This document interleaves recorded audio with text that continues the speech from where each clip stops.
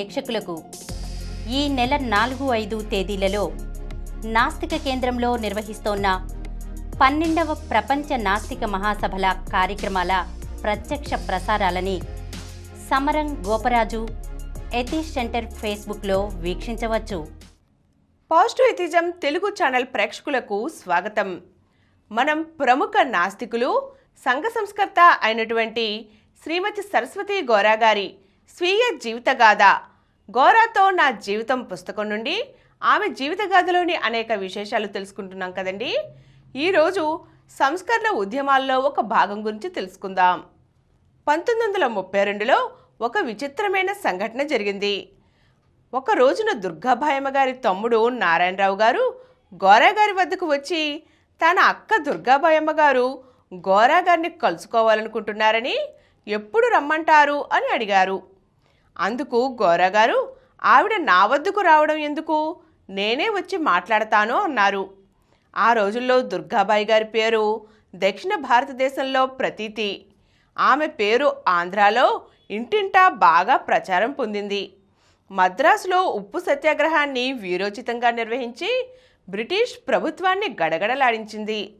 12 సంవత్సరాల వయసులోనే జాతీయ భావాలతో నిండిన కన్యా హిందీ పాఠశాల కాకినాడలో స్థాపించడం జరిగింది. ఆమెను ఆ రోజుల్లో నాయకురాలు నాగమ్మతోనూ ఝాన్సీ లక్ష్మీబాయితోనూ పోల్చేవారు. తెలుగునాట స్వాతంత్రోద్యమంలో మహిళా జాగృతికి మూలస్తంభం దుర్గాబాయి గారంటే అతిశయోక్తి కాదు. 1921 నుంచి 30 వరకు కాకినాడ ఆవిడ కార్యక్షేత్రంగా ఉండేది. భర్త వైద్యం నిమిత్తం మద్రాసు వెళ్లిన దుర్గాబాయమ్మ గారు మద్రాసులో ఉప్పు సత్యాగ్రహం నిర్వహణకు నాయకురాలైనారు. అప్పటికే ఆమె మహాత్మాగాంధీ ఉపన్యాసాల అనువాదకురాలిగా, అన్నిటికంటే మించి తాను తలచిన పనిని ఎన్ని కష్టాలు ఎదురైనా పట్టు వీడకుండా సాధించే సాహసికురాలిగా తెలుగుదేశానికే పరిచయమైంది.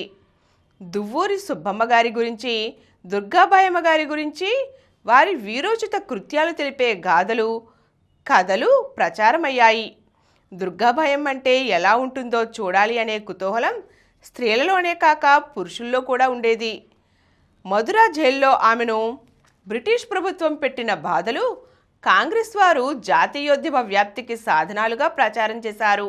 అటువంటి దుర్గాబాయమ్మ గారు గోరా గారిని పిలిచారంటే ఎందుకో ముందు అర్థం కాలేదు. నాకు కుతూహలం పెరిగింది. గోరా గారు వచ్చిన తర్వాత విషయం తెలిసింది. మధుర జైల్లో ఆమె ఆరోగ్యం పూర్తిగా చెడిపోయింది. ఉరిశిక్ష వేయబడిన ఖైదీల మధ్య, పిచ్చి ఖైదీల మధ్య ఆమెను ఒంటరిగా పెట్టడంతో మానసికంగా కూడా ఆమె బలహీనమయ్యింది. దానితో ఫిట్స్ కూడా రావడం మొదలుపెట్టాయి. అందుచేత కొంతకాలం ఆవిడ రాజకీయాలు తగ్గించుకొని ఇతర వ్యాపకాలు ఏవైనా పెట్టుకుంటే శారీరక మానసిక ఆరోగ్యానికి మంచిదని డాక్టర్లు సలహా ఇచ్చారు. ఆమె కాకినాడ తిరిగి వచ్చిన తర్వాత విషయం గురించి తీవ్రంగా ఆలోచించారు. ఆమెకు చిన్నప్పటి నుండి ఇంగ్లీష్ చదువులు చదువుకునే అవకాశం లభించలేదు. అయితే ఇంగ్లీషు బాగా చదువుకోవాలనే కోరిక ఆమెకు మొదటి నుంచి ఉండేది. మద్రాసులో సత్యాగ్రహం నిర్వహించినప్పుడు, రాయవెల్లూరు, మధుర జైలులో ఉన్నప్పుడు ఈ కోరిక మరింత ప్రబలం అయింది. ఇప్పుడు రాజకీయాలు తగ్గించుకొని మరేదైనా వ్యాపకం పెంచుకోవాలని డాక్టర్లు సలహా ఇచ్చినప్పుడు ఆమె దృష్టి చదువు మీదకు పోయింది. అయితే ఆమెకు ఒక సమస్య ఎదురైంది. స్వాతంత్రోద్యమంలో తమ ఆస్తి అంతా పోయింది. అందుచేత ఆర్థికంగా చాలా చితికిపోయి చదువు మీద ఏమీ ఖర్చు పెట్టలేని స్థితిలో ఉన్నారు. కనుక తనకు ఎవరు చదువు చెప్పినా ఉచితంగా చెప్పాలి. తాను అప్పటికే రాజకీయంగా ఎంతో పేరు ప్రతిష్టలు సంపాదించి ఉండటం చేత తమకు చదువు చెప్పేవారు రాజకీయ సాంఘిక ఉద్యమాలతో పరిచయమై ఉంటే తమ భావాలకు వ్యతిరేకమైన వారి దగ్గర తాను చదువుకోలేరు కనుక వారితో సౌఖ్యంగా ఉంటుంది. బ్రిటిష్ ప్రభుత్వం దృష్టిలో తాను ప్రమాదకరమైన వ్యక్తి కనుక తనకు ఎవరైనా చదువు చెప్పినా వారిని బ్రిటిష్ ప్రభుత్వం కొంత బాధలకు గురి చేయవచ్చు. అందుకు సిద్ధంగా ఉండేవారయ్యే ఉండాలి. ఇలా ఆలోచించినప్పుడు దుర్గాబాయమ్మ గారికి గోరా గారైతే బాగుంటుంది అనిపించింది. ఆమె తమ్ముడు నారాయణరావు గారు గోరా గారి విద్యార్థి కాకపోయినా పిఆర్ కాలేజీలోనే చదువుకుంటూ ఉండేవారు. గోరా గారి కార్యక్రమాలను, విశేషాలను నారాయణరావు గారు అభిమానిస్తూ అక్కగారికి చెబుతూ ఉండేవారు. ఈ విధంగా దుర్గాబాయమ్మ గారి గురించి మాకు ఎలాగూ తెలుసు. గోరా గారి గురించి కూడా దుర్గాబాయమ్మ గారు తెలుసుకున్నారు.